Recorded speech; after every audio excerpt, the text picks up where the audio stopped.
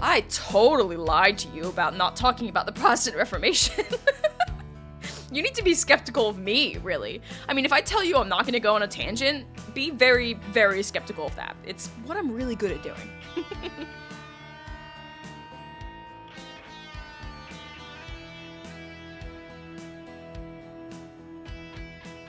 Welcome to A Popular History of Unpopular Things, a podcast that covers the unpopular stories from history.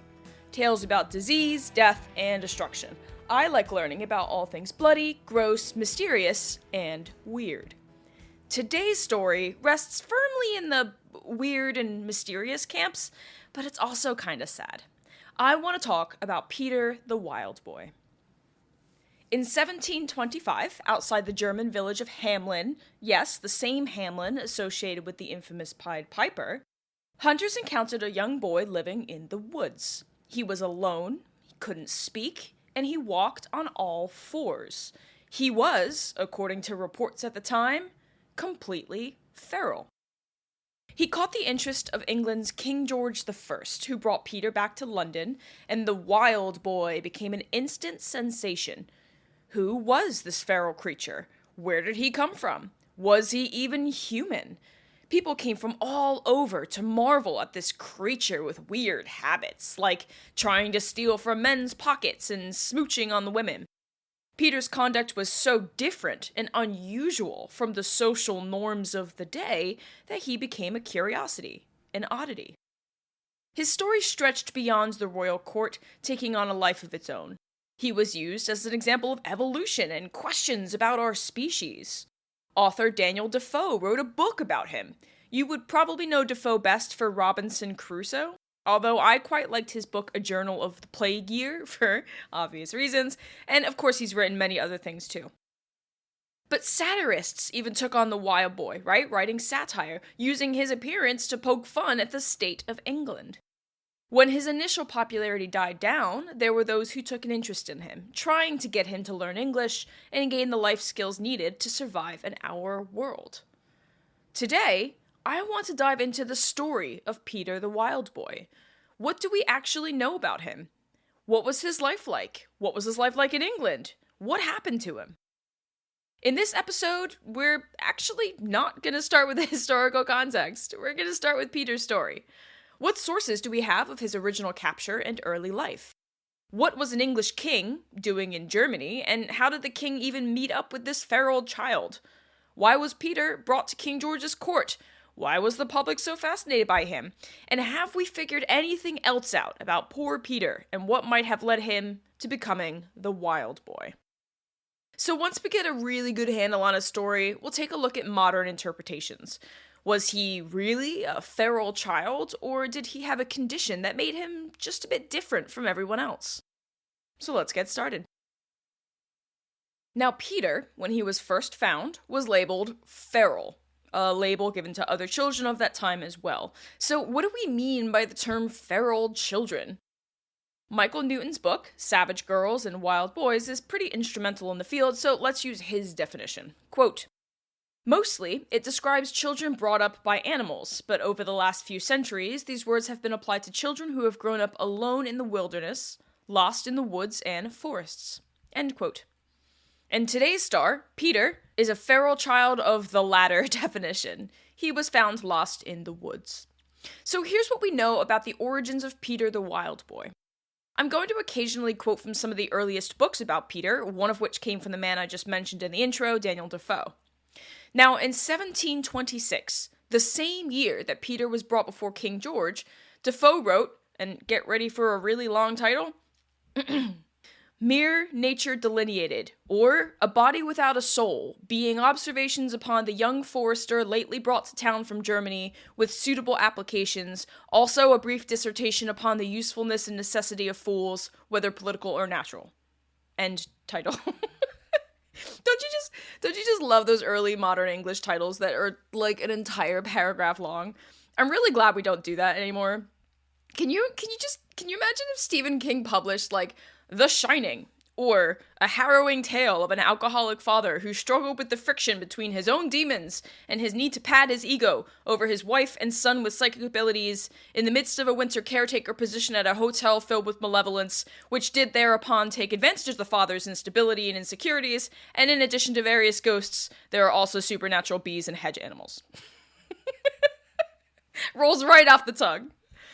Side tangent. I mean, I'm already in the middle of a tangent, but whatever. More tangent. If you've only seen the Kubrick film and haven't read the book, they're both masterpieces in their own right. The film is in my all-time top 5, but they are completely different stories and vibes. So do yourself a favor and read the book. You won't regret it.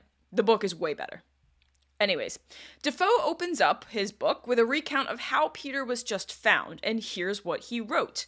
I'm keeping most of it as is, but I might change the odd word here or there to make it a little bit more accessible to a 21st century audience.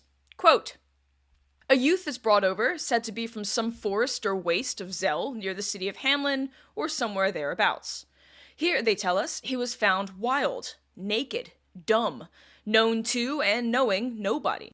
That he lived a vegetative life, fed of grass, moss, leaves of trees, and the like, that he acted below brutal life and not at all rational. He did not walk or step upright, but rather creeping on hands and knees, climbing trees like a cat, fitting on the boughs like a monkey, and the like, though in that part we much not carry our fancy beyond the fact, because we see him at present standing upright as those of us with souls do. End quote. And this is like the beginning of the book. So right off the bat, he's setting up the idea that Peter was found in the woods of Germany outside Hamelin, that he was completely feral, he didn't seem to belong to anyone, was crawling around like a beast and ate whatever he could find in the forest. It certainly captures the imagination. It also seems like he doesn't really believe those descriptions, but he's still parroting those descriptions, so that's kind of what stuck. Now apparently, after being discovered in the woods, he was shipped over to King George's court. On April 7th, 1726, spectators gathered to look at this feral child, this wild boy pulled from the dark forests of the mainland. He looked to be about 12 to 15 years old. His age varies in different texts, with unkempt, bushy hair. He reportedly scuttled about the room like a chimp, even going right up to the king. I mean, how unceremonious, right? How lacking in social graces. You don't just go walking up to the King of England. He must have been a huge spectacle, the talk of the town for years to come. But how did he end up there? And why the English king if he was found in a German wood? Here's an account that tells us what happened to Peter once he was found. I read it in Defoe's book, but he tells us that he's just reprinting the published news of the day. Quote, Hanover, December 11th, 1725. The intendant of the House of Correction has brought a boy hither, supposed to be about 15 years of age, who was catched some time ago in the forest or wood near Hamelin, where he walked upon his hands and feet, run up trees as naturally as a squirrel, and fed upon grass and the moss of trees. By what strange fate he came into the wood is not known, because he cannot speak. End quote. Okay, let's pause there. Peter was sent to a house of corrections? He was in prison?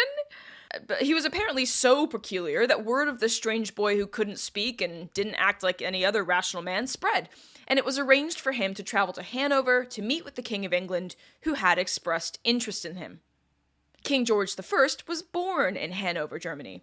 He even served as Hanover's elector before and during his reign as the King of England. He had close personal ties to the region and apparently preferred his native tongue and spoke very little English, leaving much of the governing to his ministers in London. So when news traveled of this strange boy that was found not too far from his birthplace, George was interested in meeting him. The center of Hamelin today is only about 40 kilometers from Hanover in a straight line. That's roughly 25 miles, which is relatively close in my book. George was already in Germany at the time, staying at the Herrenhausen, his summer palace, and had brought Peter there from the prisons. He was apparently quite intrigued by the wild boy. Here's how Defoe puts that meeting, quote, His Majesty thought the object worth notice. Gross. He called him an object. His Majesty thought the object worth notice, and particularly his royal compassion was moved by seeing a youth in human shape and supposed to have a soul, the image of his glorious maker, yet so demented, so deprived of the faculties proper and particular to a soul, or at least of the exercise of those faculties, as to be made entirely miserable, void of speech, of reasoning powers. His Majesty, moved with compassion, ordered him to be taken care of, clothed, fed, taught, and instructed, and made capable of the ordinary enjoyment of life." End quote. Now, it's also said that George's daughter-in-law, Caroline Ansbach, Princess of Wales, and later the Queen Consort when her husband, George II, became king, was also quite interested in novelties like feral children and other so-called oddities, so I imagine she had something to do with bringing him to England as well. From the Herrenhausen Palace in Hanover, Peter was brought to London, where he was essentially reduced to being the court's pet. People came to visit him, marvel at him, the way some perhaps go to Ripley's Believe It or Not museums today to marvel at difference. And by all accounts, Caroline did try to educate the boy, mostly through her good friends, the Scottish Dr. John Arbuthnot. And though it seemed like he might have understood what was being said to him, Peter never learned to properly speak, only able to repeat a few words. But apparently, the doctor did teach him how to fetch things, greet people by bowing, and symbolically kiss his fingers, which was a greeting and reaction of the day. So he could parrot things, but he couldn't speak. Now eventually, the royal court tired of him. He was no longer a fascination, he wasn't new, he wasn't exciting, his antics were becoming tiresome. And so he was shipped off to the country, specifically to a farm of a Mr. James Fenn in Hertfordshire. And more specifically, it was a farm in Berkhamsted, which is northwest of London and east of Oxford. Mr. Fenn was paid 35 quid a year, so £35 a year, to look after the wild boy. Now, our Peter apparently had a penchant for wandering. In 1751, he went missing, and ads were placed in the newspaper looking for him, offering a reward for his return. A few months later, in October 1751, a fire broke out in a jail in Norwich, and the inmates were released, and one of those inmates was Peter. I suppose he was locked up in the same way he was when they first found him outside Hamelin, because nobody knew what to do with this strange man who couldn't speak and had no social graces. And so he was returned to Mr. Fenn's farm, but this time he was given, get this, a dog collar with Fenn's name and address inscribed on it. That way, if he got lost, he could be returned. Ridiculous. That collar still exists, by the way. You can look it up online. It's a worn brown leather collar with a gold-colored metal plate affixed to it, and the inscription reads, "Peter the Wild Man of Hanover, whoever will bring him to Mr. Fenn at Berkhamsted shall be paid for their trouble." Peter lived the rest of his life on that Berkhamsted farm. He liked to watch the fire burn and enjoyed looking up at the dark and starry night sky. He liked to squirrel away acorns in the fall, and as he was first found, he enjoyed spending the bulk of his time in and around nature. When James Fenn died, his brother Thomas took over Peter's care, and after Thomas died, it was a farmer named Brill.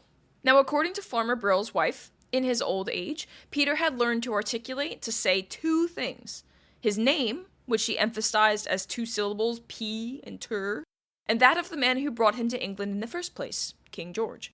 And though he never learned to say more than that, he was still fully capable of understanding what was said to him. And he could also sing. Wordless, but still full of joy. Farmer Brill's wife gives us more of his life on the farm. Other than fires and the stars in the sky, he also loved the water. He apparently ate onions like they were apples, and he got excited each year for the coming of spring. Once Farmer Brill died, Peter refused to eat. And in his despair, he died a few days later on February 22nd, 1785, aged 71 or 72. He is buried at a nearby church, his grave marked with the words Peter the Wild Boy, 1785. His portrait is included in a mural on display in London on the east wall of the King's Stairwell in Kensington Palace, and his collar is on display at the Berkhamsted Collegiate School. So, what are we to make of Peter? Was he really a feral boy, found living alone in the woods, who resisted becoming civilized? Defoe points out a lot of conflicting problems with the whole original premise. For example, quote, "The first objection that offers itself is considerable, is the impossibility of it that a creature so young, so utterly void of assistance, could subsist, could support life in that condition and circumstance as to the place and as to the seasons and other difficulties which you must necessarily go through. For example, the climate in that part of the world is known to be cold to extremity and unsufferable to mankind, even clothed and covered.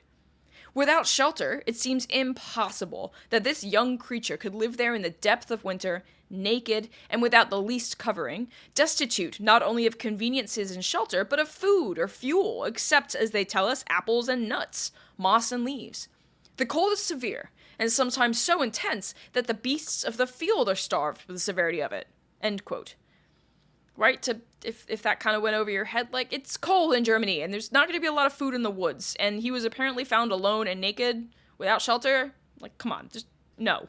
A 12-year-old boy is not surviving in those conditions in the cold in Germany.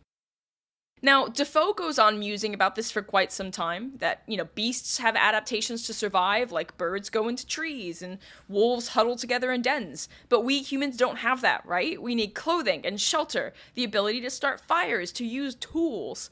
And it didn't seem like Peter had the ability to do any of that. So, where did he come from? Was he always this way? Or was this a condition that he had recently fallen into? And we don't know, because Peter couldn't speak. But critics argue that a lot of the supposed accounts of Peter's capture, like running up trees like a squirrel, so feral that he was essentially a quadruped, are just bogus. There was no evidence to support those facts. The poor boy didn't have calluses all over his knees and hands from walking on them or clambering up trees. And he appeared in the royal court walking like a normal, bipedal human child. The forest where they found him, there wouldn't be copious amounts of grasses or tree moss to eat. And apples in a wild wood. Let's just say there were some natural apples to be found. Not the huge ones you can buy in the grocery store. Small little apples that, maybe, but not in the winters. The whole premise just doesn't fit reality, and many contemporary sources pointed that out. Another writer, Jonathan Swift, wrote a satirical pamphlet in 1726 called, quote, and it's shorter this time, "It Cannot Rain, But It Pours," or London Strewed with Rarities. Now, Jonathan Swift's name might not be as familiar to you as Daniel Defoe, but I'm certain you've heard of his most famous work, Gulliver's Travels. And while this pamphlet wasn't only about Peter, he did get a mention. Like Defoe's book, It Cannot Rain But It Pours was published the same year that Peter was brought to England, 1726. Here are some passages from Swift's pamphlet. Quote, "I am told that the new sect of herb-eaters intend to follow him into the fields, and that there are many parents thinking of turning their children into the woods, to graze with the cattle, in hopes to raise a healthy and moral race, refined from the corruptions of this luxurious world. I am not ignorant that there are disaffected people who say that he is a pretender, and no genuine wild man. This proceeds from the false notions they have of wild men, which they frame from such as they see about the town, whose actions are rather absurd than wild. Therefore, it will be incumbent on all young gentlemen, who are ambitious to excel in this character, to copy this true original of nature. The senses of this wild man are vastly more acute than those of a tame one." End quote. Quite the satire. But you know what? Swift is actually doing a good job here of mocking the overhyped fascination of Peter, and how civilized polite society in England was obsessed with everything but. Or, as Newton puts it, quote, "It was basically a skit, an impromptu witty variation on the latest news. It mocked Peter, the court, aristocrats, women, and in the most interesting cases, mocked human beings at the expense of the nobility of animals." End quote. Because what was publicized about Peter was just nonsense. It was absolute nonsense. He wasn't a boy raised by wolves like Romulus and Remus, the mythological founders of Rome. He wasn't able to scale a tree like a squirrel, and he didn't survive on tree moss and nuts and berries from the cold German woods without clothing and shelter. And the more that was posted and written about him, the more diluted the real story became, and in its place was just this exaggerated, distorted fiction repeated over and over and over, like a really bad game of telephone, where the original story and the meaning is completely lost by the end. But what Peter did do was cause a relatively big debate at the time over the concept of nature versus nurture. Now, in the text of Defoe's Mere Nature Delineated, and I'm not going to quote too much of it because I've done that enough already, Defoe opens with this really interesting line, quote, "This undertaking," writing the book, "this undertaking is not to make you laugh, especially not at the person. I take him to be an object of pity, and in consequences of which His Majesty ordered him to be taken care of, taught, and instructed as far as he might be found capable. A body, without the due exercise of a soul, is certainly an object of great compassion, and so I treat him all along." End quote. Fascinating. So from the get-go, Peter was seen as an object to be pitied, a vessel lacking a soul, therefore something that needed to be taken care of. So what did it mean to have a soul? Could one be nurtured into polite society, or was that determined at birth? And how did Peter fit into the broader cultural context of the Age of Enlightenment? You know what's coming. Let's do some historical context. You didn't think I'd forget historical context in an AF-out episode, did you? You know me. Any chance I get, I'm cramming some extra history in one of these bad boys. Now let's start with the bigger picture. Broad strokes. As I used to teach my world history kids, in European and more broadly Western history, there were 4 big cultural transformative changes in the early modern period.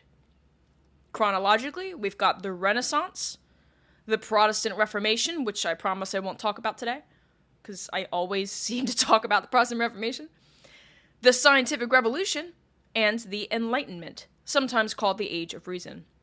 And each of these 4 things sparked massive, massive changes. And the one I'm concerned with for today's historical context, for England's understanding of Peter the Wild Boy and how he fits into their society, is the Age of Enlightenment. But briefly, the end of the Scientific Revolution, because there is some important overlap.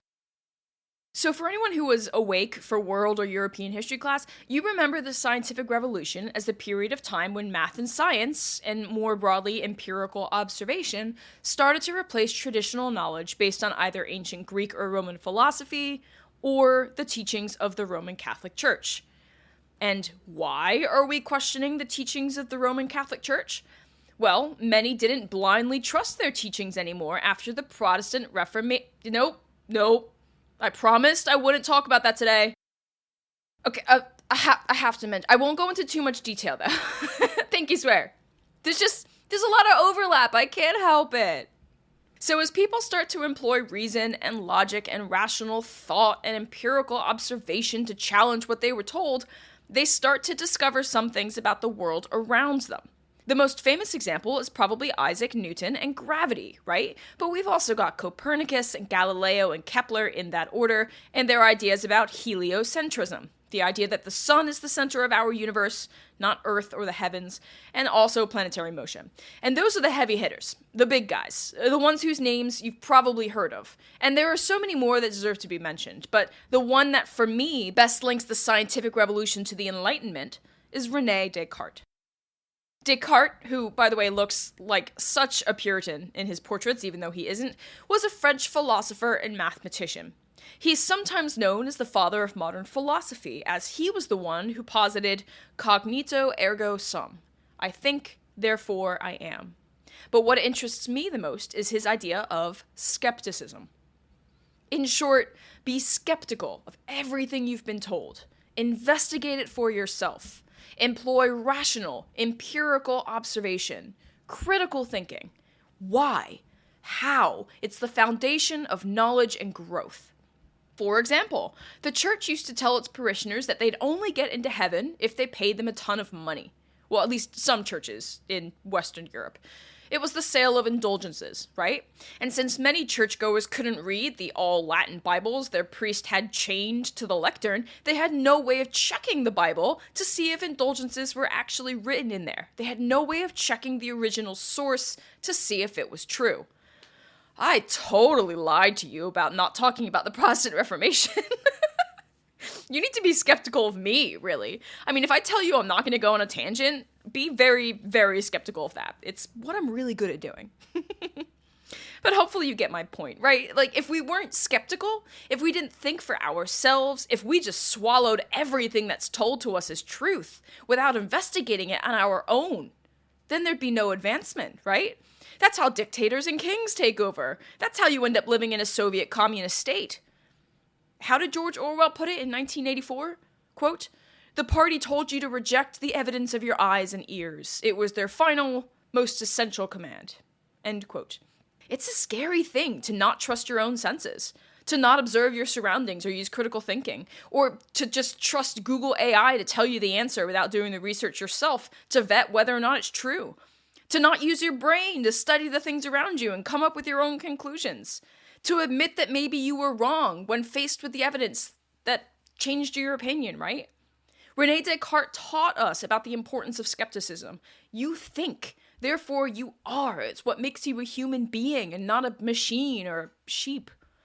And to me, that's the real link between the scientific revolution and the Age of Enlightenment. Because if we can apply skepticism and logic and reason and empirical observation to math, to physics, to the world around us, can't we also apply it to social systems? To government? To the economy? And the answer was yes. And that's where we start to get thinkers like John Locke, who promoted democratic government, not the political party, the idea that the government should be for the people, by the people. That the government's job is to protect our natural rights of life, liberty, and property. You know, the basis of the American Constitution, and a lot of other Western European modes of thought. Without skepticism, without observation, without critical thinking, we wouldn't even have a constitution to begin with. We'd still be living under the tyranny of a king or an emperor. And then, of course, we get Adam Smith, the father of modern capitalism, and many other great philosophers, thinkers, writers, poets, men and women who sought to make life better for everyone, not just those at the top. So that is the world that Peter lived in. He lived in the midst of these original conversations about who we are, what our purpose is, how government should exist and serve the people, where people came from. This is also the same era that Carl Linnaeus, a Swedish biologist, developed his taxonomy, the system we still use today for naming all biological forms. And fascinatingly enough, Linnaeus had a special category for feral children, and one specifically for Peter the Wild Boy, Juvenis Hannoveranus, or in English, Hanover Youth, named after the region he was found. The broader idea was that if human beings are employing logic and reason and skepticism and trying to find out where they belong in society on this earth, what do we do with boys like Peter, who are seemingly incapable of doing those things? What's fascinating about feral children, like Peter, is that they are representative of the essence of humanity. They grew up outside the normal social order, so through them, we can understand a little bit more about ourselves. And as Michael Newton puts it, quote, "Such stories have afforded generations of scholars, writers, and philosophers insights into the very essence of humanity. These children raise the deepest and most insoluble of questions. What is human nature? Does such a thing even exist? How do we differ from other animals? Where does our identity come from? And the inevitable silence of these children provides a further mystery. What part does language play in creating our humanity?" End quote. And these are all very valid questions, and ones that those around Peter struggled with. What really is human nature? And is humanity shaped more so by nature or from nurture? Because Peter, seemingly alone in the woods, apparently lacked nurture. So what did his nature tell them about humanity? Defoe struggled with this in many ways too, but one such way was through his lack of speech. Here's some more from Defoe's book on Peter, quote, "Words are to us the medium of thought. We cannot conceive of things but by their names. We cannot muse, contrive, imagine, design, resolve, or reject. Nay, we cannot love or hate, but in acting upon those passions in the very same form of words. Nay, if we dream, 'tis in words. We speak everything to ourselves, and we know not how to think or act or intend to act, but in the form of words. All our passions and affections are acted in words, and we have no other way for it." End quote. So, if we function as humans by the nature of our language, what did that mean for Peter, who could not speak? Now, of course, we know that Peter did have some understanding. We'll get to his currently accepted diagnosis in a bit. But to Defoe and the other writers and philosophers of his day, it did raise some serious questions about thinking. I think, therefore I am, right? Cognito, ergo sum. But if one must think with words in their head, and Peter, as far as anyone knew, didn't have any words, then could Peter think? Did he have consciousness without the ability to think? And if he couldn't think, was he human like us? Did he have a soul? Again, yes, of course he did, right? We Of course he could think. He was a human being with feelings, who loved fires and acorns and the stars in the sky. He was quiet, gentle, and terribly misunderstood. He had thoughts, he just wasn't verbal. But in this age of enlightenment, in an age where humans were just starting to classify themselves and really understand the natural world around them, applying logic and reason and skepticism to their lives and culture and society, these were interesting questions brought about because of feral children like our Peter. If he were born today, we'd have had ways to help him. We'd be better able to understand him. We have technology to run diagnostics and see his DNA and get a better sense of whether or not he had a learning disorder of some kind, perhaps exacerbated by being abandoned in the woods at a young age. But in the early age of enlightenment, he was an oddity, and he raised serious questions about belonging, about nature versus nurture, and about the essence of humanity itself. So, do we have any modern theories about Peter? What would we say about him if he were born in our lifetime? In 2011, Historic Royal Places historian Lucy Worsley suspected that Peter might have been autistic, based on various contemporary descriptions. But in addition to descriptions in text, many of which I read through today, there was also that mural painted at Kensington Palace, with Peter, right on it. And he had some very specific facial features that made him look a little bit different from those painted around him. For example, he had a cupid's bow shape of lips. Now, Lucy went to Peter Beale, a professor of genetics at the Institute of Child Health, to see if he had any ideas about what Peter might have had that made him nonverbal and seemingly feral, at least according to the biased sources who painted this child as different.